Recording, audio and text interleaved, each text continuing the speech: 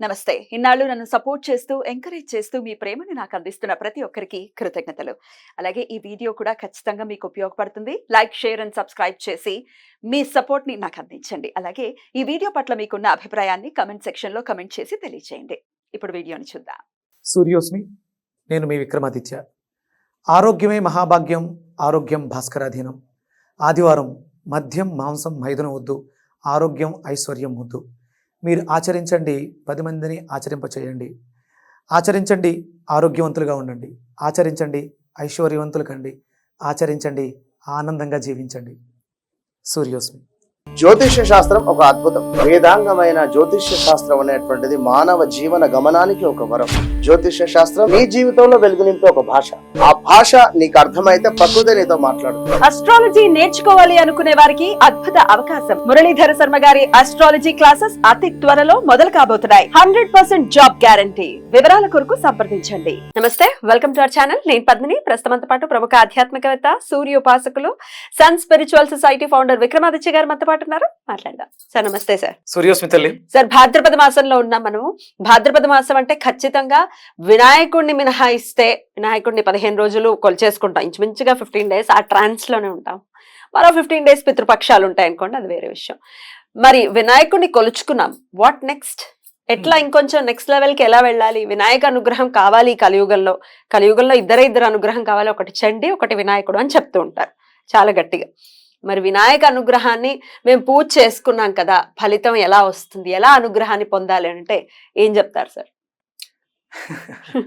అంటే మనకి కలియుగంలో కలో చండి గణేష అని అంటుంటారు, శాస్త్రం చెప్తూ ఉంది. చండి అంటే ఎవరమ్మా? అమ్మవారు, పార్వతీదేవి కదా. అంటే ఇప్పుడు ఇది భాద్రపద మాసం, మనకి చవితి తిథి, చతుర్థిని మనం వినాయక చవితిని ఆడంబరంగా చేసుకుంటాం. అసలు ముందు ఫస్ట్ మన పురాణాలు దాని గురించి ఏం చెప్తున్నాయి? అసలు వినాయకుడు ఎవరు? వినాయకుడు ఆయన గణపతి అని అంటున్నాం, అసలు ఆయన పేరేంటి, ఆయన ఎవరు ఏంటో తెలియాలి కదా పూర్తిగా. అసలు ఎలా జరిగింది ఆయన ఆవిర్భావం? ఎలా ఆయన ఉత్పత్తి అదే ఇది నలుగు పిండి పెట్టుకుంటూ అమ్మవారి బొమ్మను చేయటం గాని, తర్వాత శివుడితో వాగ్వివాదం జరగటం గాని, శిరస్సును ఖండించటం గాని, గజాసురుడికి వరం ఇచ్చిన రీత్యా గజాసురుడి తలం తీసుకొచ్చి వినాయకుడిని పెట్టారు. ఇది మనకి పురాణం మనం గుర్తు పెట్టుకోవడానికి వీలుగా ఉన్నటువంటి ఒక కథ, కథారూపంలో మనకి అందించారు. అంటే మనకి గుర్తుండడం కోసం పురాణ ఇతిహాసం ఇది మన అందరికీ గుర్తుండడం కోసం. అంటే ఇక్కడ మనం దీన్ని నాస్తికవాదులు నలుగు పిండి ఆవిడ ఒంటికి పెట్టుకున్నటువంటి నలిపేసినటువంటి పిండిని ముద్దగా చేయటం ఏంటి, అది ఒక బాలుడు రూపం తీసుకోవడం గురించి మాట్లాడతాం. ఇక్కడ మనం మాట్లాడితే అమ్మవారు ఎవరమ్మా? పార్వతీదేవి. సకల చరాచర సృష్టిని సృజించినటువంటి స్వరూపం అని చెప్తారు. ఆవిడే శక్తి. శక్తితో శక్తి సమన్వయం చేసుకుని సృష్టి చేస్తూ ఉంటారు. ఇక్కడ ఆవిడను మనం శక్తి స్వరూపినిగా తీసుకున్నప్పుడు ఆవిడ శరీరం నుంచి రాలినటువంటి అటమ్స్ రాలిందిగా, చిన్న చిన్న ముద్దల కింద రాలింది. ఆవిడ కనిపించింది, దాన్ని అన్నింటినీ పోగు చేసి ఒక రూపాన్ని తీసుకొచ్చింది, ఒక బాలుడు. అంటే ఆవిడ కాపలా పెట్టాల్సిన అవసరం ఉందా? స్నానం చేయటం, కాపలా, ఇదంతా అంటే మనకు అర్థమయ్యే విధంగా అద్భుతంగా గుర్తుండడం కోసం చెప్పారు. ఈవిడ దేనికోసమో పరితపిస్తున్నారు. ఆవిడ ఎందుకు స్నానానికి సిద్ధపడింది? భర్త వస్తున్నాడు, ఆగమనం అయ్యింది అని చెప్పేసి అని తెలియడానికి ముందు ఏం జరిగింది? ఆవిడ శక్తి స్వరూపినిగా ఉంది. అక్కడికి ఎవరు వస్తారు? విష్ణుమూర్తి వస్తారు. అడుగుతారు ఆవిడ, విష్ణు ఎవరు? వ్యాపించి ఉన్నవాడు విష్ణువు అని వచ్చాడు. ఇక్కడ శక్తి ఉంది, వ్యాపకం ఉంది, వ్యాపించి ఉంది, కానీ కదలిక లేదు. అంటే కదలిక లేదంటే ఏం మూమెంట్ ఏమీ లేదు. అంటే మూమెంట్ మనం ఎలా గమనిస్తాం? నేను ఇంటి దగ్గర కదిలేను, ఎన్ని గంటలకి? టైం లేదు, స్థిరంగా ఉంది. సృష్టి జరిగింది, స్థిరంగా ఉంది. అంటే చాలా ప్రశాంతంగా, ఇక్కడ ఏ రకమైనటువంటి మూమెంట్స్ లేకుండా ఉంది. ఆవిడ వెతుకుతుంది ఎవరి కోసం? శక్తి శివుడి కోసం వెతుకుతుంది.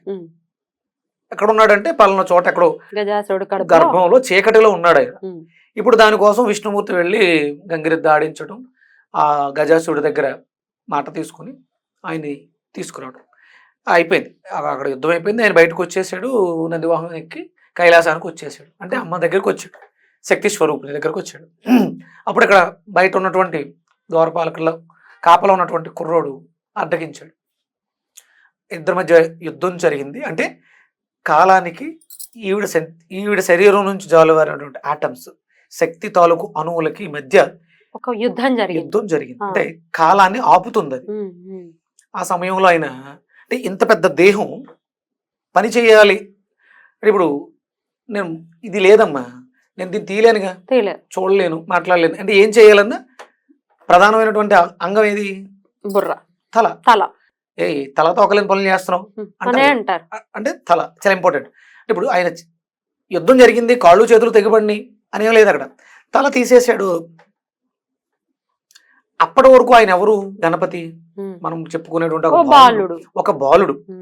ఆయన కేవలం అమ్మవారి శక్తి మాత్రమే, ఆటమ్స్, అమ్మవారి శరీరం నుంచి రాలువాడినటువంటి ఒక ముద్ద, శక్తి ముద్ద, ఒక బాలుడుగా అక్కడ ఉన్నాడు. సమయం అంటే ఆవిడ సృష్టి చేస్తుంది, సృష్టిలో ఏమీ లేదు, అసంపూర్ణంగా ఉంది, ఎందుకంటే సమయం లేదు కాబట్టి. స్వామి వస్తుంటే అక్కడ ఉన్నటువంటి ఆటమ్స్ అడ్డుపడి ఆయన తలంది. అంటే ఈయన శక్తి అందులో లేదు. ఒక వ్యక్తి తయారవ్వాలంటే స్త్రీ పురుష శక్తులు రెండూ కూడా మేళవిస్తేనే ఒక రూపం తయారవుతుంది. అక్కడ అమ్మవారు మాత్రమే ఉంది, అమ్మవారి శక్తి మాత్రమే ఉంది. ఇక్కడ పరమేశ్వరుడు తలని తీయడం ద్వారా గజాసురుడు వరమిచ్చాడు, నా శక్తితో నువ్వు నా ఎదురుగుండా ఉంటూ నా తల కీర్తింపబడాలి, పూజింపబడాలి. కరెక్ట్. అది పెట్టిన తర్వాత ఇప్పుడు తీసేసిన వాడు తీసేసిన దాన్ని పెట్టడం ఈజీ కదా, ఇంకోటి పెట్టగలిగిన శక్తి ఉన్నప్పుడు వరం ఇచ్చారు అనే కథను తీసుకోవచ్చు. అక్కడ ఈయన శక్తి యాడ్ అవ్వాలి దానికి. అప్పుడు ఇదే పెట్టేస్తే మళ్ళీ ఆవిడ పూర్తిగా స్త్రీ శక్తే ఉంటుంది, అక్కడ పరిపూర్ణత ఉండదు. అందుకని స్వామివారి శక్తిని కలిపి అక్కడ గజాసురుడిని పెట్టడం జరిగింది. గజముఖాన్ని పెట్టడం అంటే అది వాక్యూమ్ ఎక్కువ ఉంటుంది, స్పేస్ ఎక్కువ ఉంటుంది, నాలెడ్జ్ ఎక్కువ ఉంటుంది ఏనుక్కి. అలా గణపతిగా తయారయ్యాడు. ఇప్పుడు ఇక్కడ ఏమొచ్చింది? గణ అంటే ఏంటి? లెక్కించటం. మీరు ఎక్కడ చూస్తే సాక్షి గణపతి లెక్క రాస్తున్నాడు అంటారు. అంటే లెక్కలకు అధిపతి ఎవరు? మళ్ళీ వినాయకుడే, గణపతే. అంటే టైం ఎవరిది? ఈశ్వరుడిది. వ్యాప్తికారకుడు విష్ణుమూర్తి. దానికి టైం లెక్కించేవాడు గణపతి. స్పేస్ ఎనర్జీ, స్పేస్లో ఉన్నటువంటి ఘనపదార్థం. ఇక్కడ మాకు ఇంకొక ఎనర్జీ కూడా కనిపిస్తుంది, కెనెటిక్ ఎనర్జీ. స్పీడ్గా వెళ్ళిపోతుంటాడు, ఆయన తిరుగుతూ ఉంటాడు. ఈయన బిందువుగా ఉంటాడు, కదలలేడు, ఒకే చోట ఉంటాడు. నేను తిరగలేను అన్నాడు ఆయన. అందుకని అంటే గణాలకి ఆధిపత్యాన్ని ఎవరికి ఇవ్వాలి అని ఇద్దరి మధ్య వచ్చినప్పుడు ఆయన ఫైర్, అగ్ని బీజం. ఆయన అగ్నికి కెనెటిక్ ఎనర్జీ ఉంటుంది. ఉష్ణాన్ని అంటే తిరగడం వల్ల ఉష్ణం వస్తుంది, ఉష్ణం వల్ల కూడా తిరగడం వస్తుంది. అక్కడ సుబ్రహ్మణ్యుడు ఇదంతా కూడా ఒక సైన్స్, ఒక ఎనర్జీ, కెనెటిక్ ఎనర్జీ మీద, శక్తి మీద నడుస్తుంది. ఇప్పుడు గణపతి అంటే గణాలకి అధిపతి, నవగ్రహాలకి నక్షత్రాలని లెక్కించడానికి ఒకడు కావాలి కదా. అందుకని ఆ టైం అనే దానికి మేళవించి అమ్మవారి శక్తికి టైంను మేళవించడమే. అంటే అమ్మవారు అయ్యవార్ల శక్తి స్వరూపమే గణపతి, గణాలకు అధిపతి. ఆధిపత్యాన్ని ఇవ్వడం జరిగింది. ఈయన కేంద్రంలో బిందువుగా ఉంటాడు. ఇప్పుడు మనం శ్రీచక్రం చూసుకున్నా, ఏ చక్రాలు చూసుకున్నా బిందువుగా ఉండేది ఎవరు? సమయం. గణాలు గణపతిగా ఉన్నాడు. అంటే భాద్రపద మాసంలో సృష్టి జరిగింది. అంటే శూన్యమాసం అంటే ఏంటి? ఏమీ లేదు, సృష్టి అప్పుడప్పుడే జరుగుతూ ప్రారంభంలో ఉన్నాం. వినాయక చవితి రోజు ఇదంతా జరిగింది.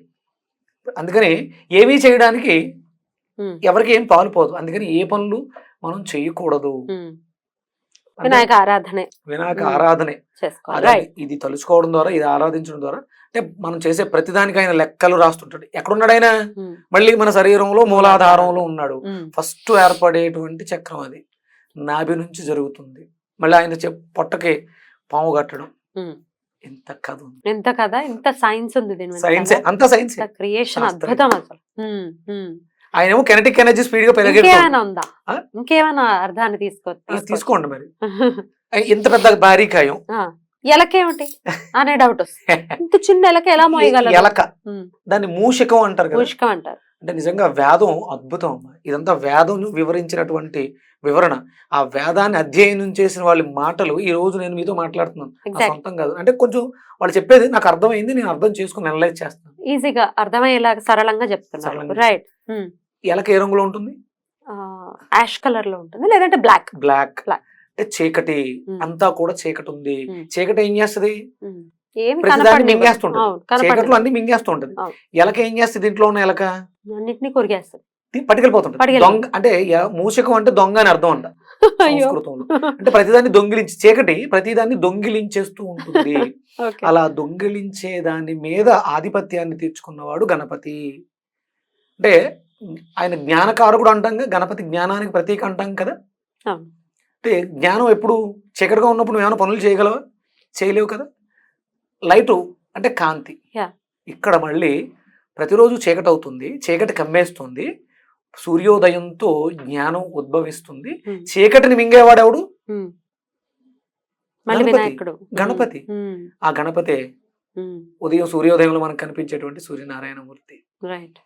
ఈ గణపతిని మనం ఆ సూర్యుడిగా ప్రతినిత్యము ఆరాధించాలి. మనం ఏ పని చేస్తున్నా ముందు గణానాన్త్వా గణపతి కుంభవామహే కవిం కవీనాభుమస్త్రమస్తవం జ్యేష్ఠరాజం బ్రహ్మణాన్ జ్యేష్ఠరాజం బ్రహ్మణాన్ అమ్మన బ్రహ్మణస్పత ఆనుశృణ్వన్నోతిభిः సీత సాధనం.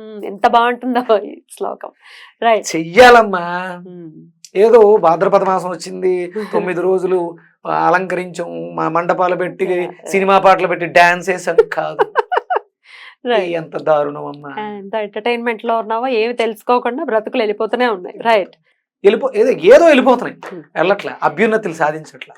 ఈ తరంకే ఇది. కానీ మన ముందు తరం కానీ అంతకు ముందు తరం చూస్తే వాళ్ళంతా ఇంటెలెక్చువల్స్ ఇంకెవ్వరు ఉండరు. డెఫినెట్ గా అసలు ప్రపంచంలోనే ఎవరు ఉండరు అంటే అతిశయోక్తి లేదు. ప్రతి దాన్ని కూడా తెలుసు వాళ్ళకి. మబ్బులు వస్తాయి, మబ్బు జనరేషన్ వస్తుంది నెక్స్ట్ అని తెలుసు. చాలా అన్నిటినీ ఇంక్లూడ్ చేసి ఉన్నారు. చిన్న చిన్న విషయాల్ని కూడా ఇప్పుడు కథల రూపంలో అనుకోవచ్చు, చిన్న చిన్న పాటల రూపంలో, స్తోత్రాల రూపంలో అందించేశారు. ఇంకేమైనా నిగూఢంగా అర్థం ఉందా వినాయకుడికి? నలుపు అనేది, చీకటి అనేది బ్లాక్ హోల్. బ్లాక్ హోల్లో ప్రతిదీ దొంగిలించబడుతుంది. అందుకని మూషికానికి ఆధిపత్యాన్ని ఇచ్చారు. అంటే ఆ మూషికాన్ని అధిరోహించి ఆయన కంట్రోల్ చేస్తూ ఉంటాడు బ్లాక్ హోల్స్ ని. దొంగతనాలు జరగకుండా ఆపుతుంటాడు. జ్ఞానం ఉన్న చోట దొంగతనం జరగదు, అజ్ఞానం ఉన్న చోట, చీకటి ఉన్న చోట దొంగతనాలు జరుగుతాయి. అందుకని గణపతికి అంటే ఇప్పుడు మీరు గుంజీళ్లు తీయడం ఎందుకు పెట్టారంటే మూలాధారం యాక్టివ్ అయితే గణపతి యాక్టివ్ అవుతాడు. మనకి స్కూల్స్లో అందుకనే మనకు ఒక విధానాన్ని పెట్టారు. ప్రతిరోజు ఇది చెయ్యాలని స్కూల్స్ లో పెట్టారు. ఏమిటది? నెక్స్ట్ ఎపిసోడ్ లో నెక్స్ట్ ఎపిసోడ్ లో చెప్తారా? సూపర్, అద్భుతం. అంటే విద్యా వ్యవస్థ దగ్గర నుంచి నిన్ను మోస్తున్నాడు ఆయన, మార్చుకుని తీసుకొస్తున్నాడు అని చెప్పారు. అయితే అక్కడ ఇక్కడ వేరే ఎక్కడో లేడు, గణపతి మనలో ఉన్నాడు. మనలో ఉన్న గణపతిని మనం మేల్కొల్పాల్సి ఉంటుంది ప్రతిరోజు. ఇది అర్థమైన వాళ్ళకి డెఫినెట్ గా అర్థం అవుతుంది. ఇంకా ఇన్నోసెంట్ గా, ఇంకా అమాయకత్వంగా ఉన్న వాళ్ళకి అర్థం కానప్పుడు మరి స్వామిని ఏ నామంతో ప్రతి నిత్యం కొలవమంటారు? ఓం గం గణపతయే నమః. అంతే. ఇది గురు బీజంతో, గం అంటే గురువు, గణపతి ఆయన ఉన్నాడు, జ్ఞానానికి కారకుడు. ఓం గం గణపతయే నమః. అంతే. నేను మించింది లేదు. చాలా సార్లు చెప్పారు దీన్ని పట్టుకోవడం. ప్రతిరోజు ఎన్నిసార్లు చేయమంటారు సార్? ఇది 108. చాలా ఈజీగా అయిపోతున్నాడు, 3 నిమిషాలు అయిపోతుంది. చక్కగా చేసుకుని ఆ గణపతి యొక్క అనుగ్రహం. అంటే ఇంత తెలియడానికి కారణం ఈ మధ్య వేదాల మీద రీసెర్చ్ వెళ్తూ ఉంటే ఒక అందులో అద్భుతమైనటువంటి మంత్రం అమ్మా. అదేం చెప్పుద్దంటే నన్ను ఉన్నతమైనటువంటి సంస్కారంలోకి తీసుకెళ్ళు, నన్ను నా పితృదేవతలు ఏదైతే నేర్చుకుని అభ్యున్నతి సాధించారో అక్కడికి తీసుకెళ్ళని మంత్రం. చాలా పవర్ఫుల్ మంత్రం. ఒక 1 వీక్ వింటేనే ఇంత నాలెడ్జ్ వస్తే ఇక వేదం నేర్చుకుని మన చుట్టూ తిరుగుతున్నటువంటి వాళ్ళని గౌరవిస్తే ఇంకెంత నాలెడ్జ్. డెఫినెట్లీ గౌరవించాలి, ఎంతో కొంత తెలుసుకునే ప్రయత్నం చేయాలి. కంపల్సరీ వేద విద్య తెలియాలి. ఇప్పుడు మనం చదివే సర్టిఫికెట్లు ఇవన్నీ పనిచేయ, వేస్ట్, ఎందుకు పనికిరావు. వేదం నేర్చుకుంటే వేదంలో ఉన్నటువంటి సబ్జెక్ట్ శాస్త్రం నిన్ను ఉన్నత స్థితి తీసుకెళ్తుంది, నో డౌట్. అద్భుతంగా వివరించారు. చాలా ఆనందంతో చెప్తున్నది మీ కళ్ళల్లో తెలుస్తోంది. నిన్నటి నుంచి అసలు నిద్ర పట్టలేదు. అదే అందుకే అంత గణపతి మీద స్టేజ్ సాయంత్రం జీవితంలో ఇప్పుడు చూసినటువంటి ఆ మెరాకిల్ ఏంటో నెక్స్ట్ ఎపిసోడ్ లో తెలుసుకుందాం. ఏం సార్? అంతే కదా. రైట్ సార్, చాలా బ్యూటిఫుల్ గా ఎక్స్ప్లెయిన్ చేశారు. కృతజ్ఞతలు. నమస్కారం సార్. సూర్యోస్మిత.